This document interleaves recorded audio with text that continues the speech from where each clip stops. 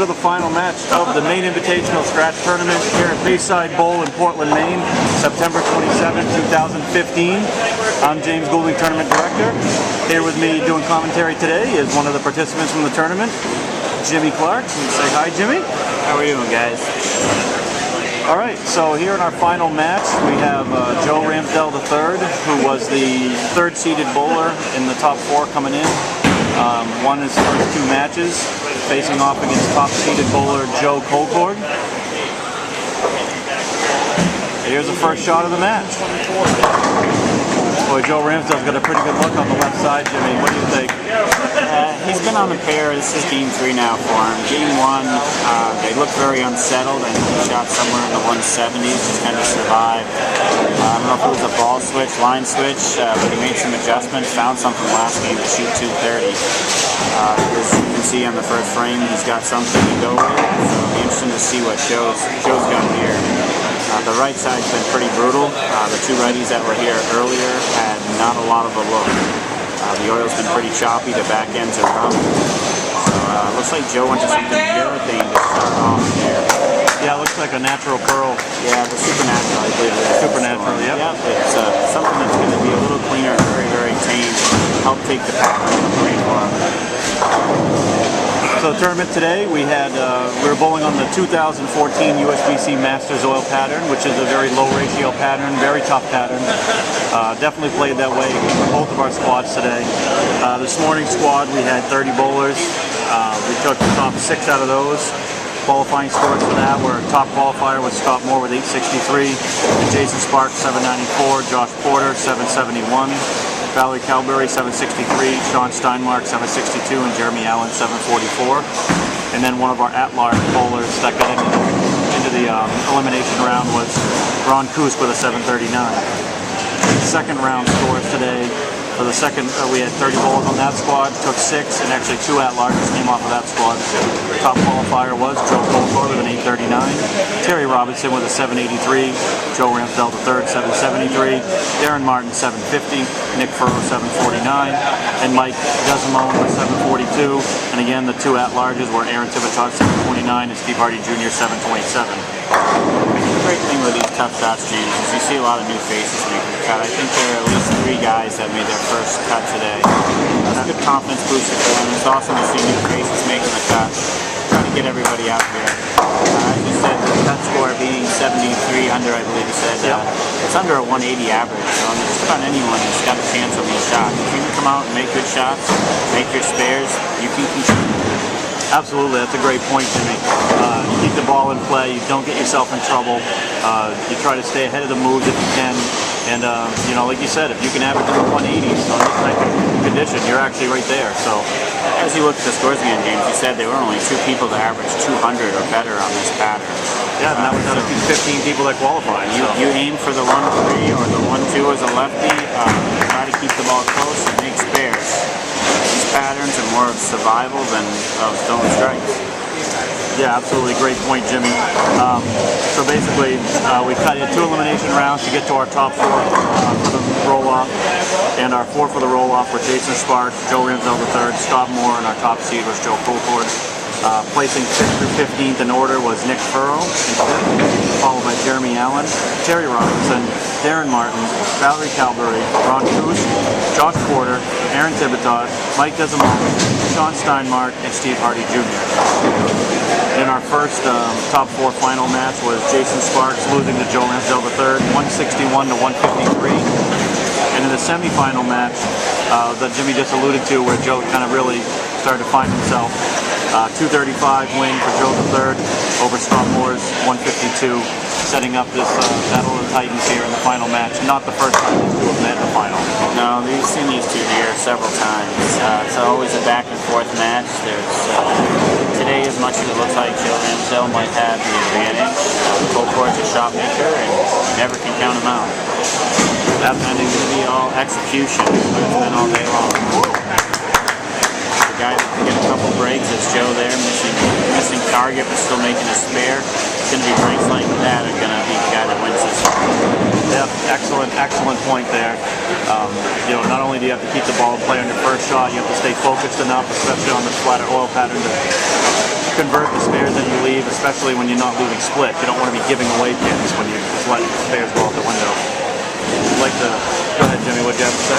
I was just going to say, when you throw good shots and then leave single pins, it's some of the hardest shots to rebound off of. Those are the ones that you really need to rebound off of and take advantage of. Scoring pace, again, being below the 180 average mark, 8-9 spare across the board is going to put you in the 180s. It's going to get you where you need to be. No matter how good these bowlers are, they still miss. Yep, excellent point. So right now we have Joe Ramsdell III, 48 in the second with a spare in the third. Joe Colcord, 39 in the second, down 9 pins. Fairly mundane spare with a 5-pin, but you never know with this type of oil pattern. Like you said, you've got both these guys keeping the ball close. Nobody's going to give away the pocket. You're going to see lots of 8s and 9s, and a couple of small breaks go in one person's favor. It's going to be the guy that wins. Absolutely. I see this match pretty much coming down to the 9th and 10th frame. These guys Sure. are, yep. Sure, which is the best way to have it. Absolutely. Close matches. Yep. While we had a minute, we'd like to thank our tournament sponsors, Brunswick Bowling, for supplying a raffle ball every month for us. This month's ball was the Brunswick Brute Strength. You can find all the latest products from Brunswick at www.bowwithbrunswick.com. Best equipment on the market. Jimmy Clark sitting next to me. He's on staff with Brunswick, and he'll definitely sing their praises all day long. It's great equipment. I throw nothing but Brunswick, and you know, we can't say enough of what they've done for the M.I.S.T tournament the last 4 years. Brunswick's the bowlers company. It's a great company. It's out here to help all the bowlers that are looking to improve. You put a big B in your hand and you see your scores go up for sure. Absolutely.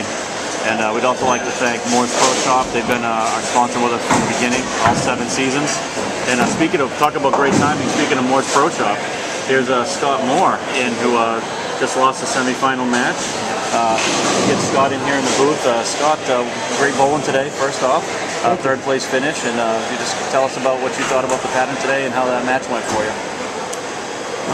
The pattern actually, I found it to be, you know, tough but playable this morning in the first squad, but towards the end of the squads, I think it got ugly, both squads for everybody. And then, you know, these elimination games proved to be challenging for sure. For me, I couldn't get left enough, and then once I did get left, I'd push it right, and it would just stay out there. I didn't make great shots at the end, and don't deserve to move on. You ran into the lefty who was on the opposite side of the lane, which is great about Joe here, being the left-hander. All the righties were forced left, which means the front part of the lane got chewed up, and you can see he's getting the ball to go very clean through the front, versus pick the mid lane and go through on the back. I think he's going to definitely has a better look than Joe C. Like you said, Scotty, the right side just got chewed up. It was just a matter of people there, hard for the lanes.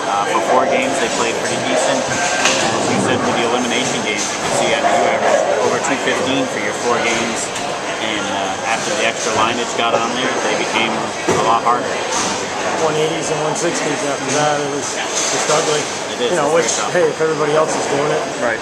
great. At least you're still, It's a good point. you know, still grinding it out. But, you know, it just became such a grind. It's like there was no real look there, and you were trying to manufacture something the whole time. It made it tough, real tough. Well, speaking of look, like if you're talking about the left side holding up better, which is I talked to Jimmy about when the top 4 started, that I thought the left side, if Joe could win that first match and kind of get through that, once he got dialed in, it was going to be hard, you know, to beat him because, you know, that left side, as you can tell, he's using a more aggressive IQ Tour Fusion, and, you know, Joe Colcord's out there using a Pearl Supernatural Urethane. So, I mean, that's obviously a difference in rev rate and style, but that's a huge difference also. If I would have thrown a Tour Fusion, it probably would have hooked it down.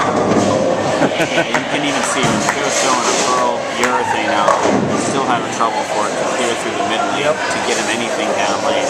This guy is pretty accurate. To watch him go Brooklyn, it's a rare sight.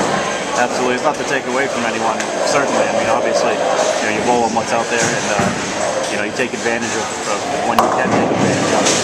And, Joe III's done that. He's got doubling up here in the 4th and 5th, really forcing Joe Colcord to step up and do the same here in the 5th and the 6th. So definitely anyone's match, even though Joe III right now is up 21 going in. It was very easy to split on this pattern. So as much as you might have had something, one shot really humbled you very fast. There was a big change. He moved in with a ball back up to an IQ pool curl. I'm pretty sure on the left lane he's been throwing that. He doesn't have the ball return in the way. And I believe Scott, you had the same issue, is with the right lane, the ball returns are down the approach quite a way, so you can't really get far left of the feet to create angle to the front. There's maybe 6 or 7 feet in front of the ball return to the foul line. It's just not. Your last step is almost your slide is sliding to the left in order to get in front of it. It makes it really challenging. Once you start walking left and trying to get a swing that's supposed to go from left to right, it makes it very tricky. So it's kind of obstacles that you deal with while playing this game. Another great shot by Joe. He's not only got the ball to stay to the front, he's got the knocking everything over. Yep. As much as we thought this was going to be a close match, if he's got Gary like this, he's really got a pretty good run right now. Yeah, 21 brought that lead from 11 back up to 21 with that strike, both through 6 frames, and he doesn't look like he has any thought of slowing down at this point. He's not at all. The hammer on the gas. It's one wonder where good players get a chance to stay on a pair for a little longer. They can kind of set something up for themselves. As much as Joe didn't have much confidence for the first game, he was using something even stronger than he is now. He threw good shots to keep the ball in play. He just didn't get much of a result. And now in the ball switch last game, you can see there the ball's just through the front clean. It's not what it needs in the mid lane, and it goes through the pins. And that's all you can ask for. Yeah, extends that lead to 31 right now. The righties, even if they're getting it through the front part, actually turning up so much, it's got nothing left at the back end. And that's it. That's the trick of this game, especially as you start getting these big transitions and getting it to stay clean enough for the front, so you can get the right stuff on the back. And honestly, really, as much as the back end hook is good, it's all it does to the pins. As you can see, Ramsdell hasn't got a big move, an aggressive move, but it's going to the pins. We're hitting must-strike time for Joe Colcord. And there's the weaker ball. Yeah, didn't quite make that corner. Brooklyn, he gets in a little bit, trying to more room, and unfortunately the urethane. And it might not even be just the urethane, it could be the pattern as we were just talking. Shoot up more through the front, uses energy going right, just doesn't finish. And then you get it outside a little bit before the end of the pattern, it's not going, come back. Just wanted to finish thanking our sponsors. We said Morse Pro Shop, located at Spare Time Recreation in Lewis and Maine. Definitely one of our favorite sponsors. Been with us from the beginning. We really appreciate Scott for everything you've done for the tournament. And check them out via next ball, shoot, bag, whatever you need. Top-notch service. Scott, Jimmy, myself, we try to cater to the boys as much as we can. I'd also like to thank Bowl Pro Sales for donating knockout cleaners for each tournament. And this month's tournament winner was the knockout cleaner was Christy Marquis. So thank you to John Bavoy and Bowl Pro Sales for stepping up and doing that. And also like to thank BowlandChat.net to give us web space for the tournament results, schedule, and everything. So I thank Eric Morit and everyone at BowlandChat.net for doing that for us. And Maine Clockworks and Joe Kenny. You can check out Joe Kenny's handiwork. He's on the M.I.S.T page. He has his own web page for Maine Clockworks. And beautiful clocks for all of our tournament champions this season, just like they did last year. And fantastic stuff for any gifting. That one again, just try to push it a little right and just, didn't have the legs to make it back. Pretty tough on the right side here, which unfortunately with that 2A10, it's pretty close to seal this deal out with Joe Ramsdell in our season opener here. Yeah, and also like to thank Charlie Mitchell and all his staff here at Bayside Bowl. Definitely one of the best bowling environments that I've ever been a part of for different events. And we're super thankful that they have the M.I.S.T come in here to kick off the season again this year. And just like to thank them. We'll be back here again in March or the beginning of April for our Master of the Lanes tournament. So looking forward to that. It's always great to go bowl somewhere where PBA events are held. We're here at Bayside, home of the Elias Cup. And the PBA will be back here again in April. If you're listening, come to Bayside Bowl in April. watch the PBA League. It's time is incredible. Chance of a lifetime. Yeah, well said, dude. If you're in Portland, come check out Bayside. Come to the check out the Elias Cup. The PBA members, all their favorite stops. Boy, Joe 3 just looks absolutely unstoppable. Now it looks like he can bowl another 3 or 4 games on this and just be pretty comfortable at this point. Throwing it extremely well, holding up good on the inside part of the lane for him. So Joe Colcord must be looking for a crowbar to take him at the knee. Well, again, this season we'll be running our season-long Bowl of the Year competition. The Bowl of the Year gets their choice of ball from Morse Pro Shop. And also our top 10 will qualify for our Bowler of the Year point, will qualify for that Master of the Lanes tournament that was won by Terry Robinson this past season for a spot in next year's USBC Masters tournament. So that's always something to look forward to as we move on through the season. And Joe on a 6-bagger now is just taking a victory lap. Yeah, he's on a cruise control here.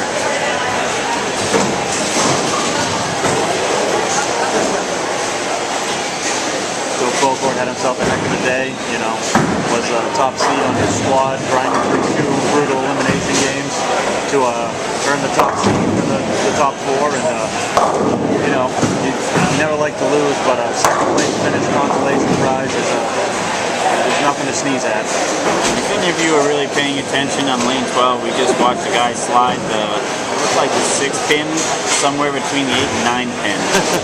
So yes, that's what we all dealt with today. Not much luck. I was just watching that too. I was like, I wonder if anybody saw that. Well, it's on videotape, so we can watch it over and over again now. Nothing to be compared to off-school's flying 10-pin that got stood up no, again, or that was 3-pin. That was one of the most brutal things I've ever seen. Tube sensation right there. Especially happening in motion. Yeah. You wouldn't think any pins would survive after The best part about that whole thing was when he shot his spare, him screaming, "Stay down." Yeah.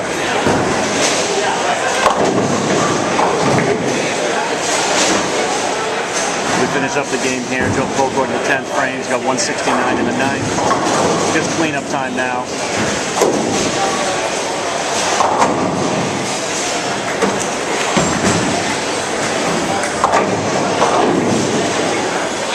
Pretty good start to our season though.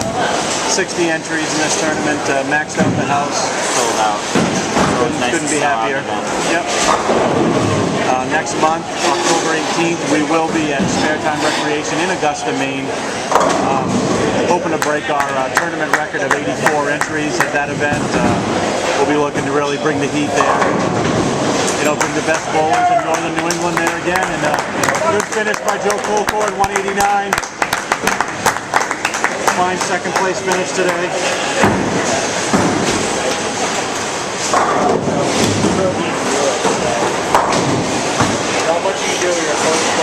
Great bowling today, Joe.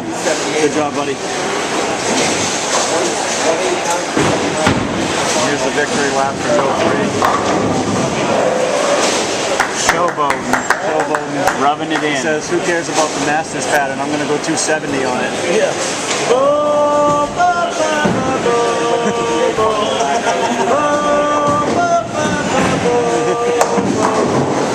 Nobody?